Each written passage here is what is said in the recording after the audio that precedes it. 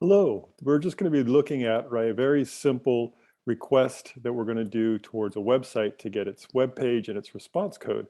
And this is written in Python. It's just to give you an introduction of how we can do basic type of web page GET requests as you would use maybe in an API call or in other types of situation using Python. So let's get right to it. So what I'm doing here is using Replit, where I have an account, and I've put in some code, and I've put it into the main.py place, which is actually the one place that Replit will pull the information and run the code. And I just wanted to go through these different kinds of lines. It's a very simple code. So right here, the one that says import, it's basically telling it to go get the module for the code that will be used. In this case, the code we're going to use is the Replit code, the request code, sorry about that, request codes. Now, what is that? Well, it's all the different types of codes that are commands you would need in order to pull data from a website. And we use this in place of having to write out that code in Python so that we don't have to be duplicating all that effort.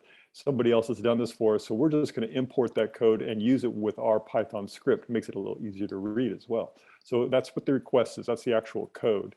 Then get is one of the HTTP methods we use. There's get, push, pull, and all that good stuff, not pull, put. But the get one is basically, hey, go get this website's information, right? So if you look at this, what we're doing here is we're saying import this code called requests. And then when you do run it, use the get feature that is in here. So you're going to use that as a way to go and get the information. And what are we going to get? We're going to go to this website, www.example.com, and get its web page. That's basically all we're doing. More important for us as human beings, we want to see what comes back. So we're going to print whatever information came back from this website and was put into the response. That's just a variable that's going to be holding the text or the data that's being responded back to us. Now, in an API call, that might be a JSON, or it might be an array, or it might be a whole bunch of other kind of information. But for ours, it's just going to be the web page being dumped in here. It's the HTML code, right? To be honest with you, it's not going to be any GIFs or anything like that. And then the last piece here is I want to print a response and then print response text. Well, print response is simply going to be the response code. So like, for example, in this one, if we connect to the website, we should get a 200 code. Whereas if we use the response.text, that means show us the HTML information, whereas this is just the actual code that we would be, the response code we would get back. I'm sorry, did I put that there? Put that there. Response should be a variable holder, and then print is, in this case, it's a code. Okay, that's good enough.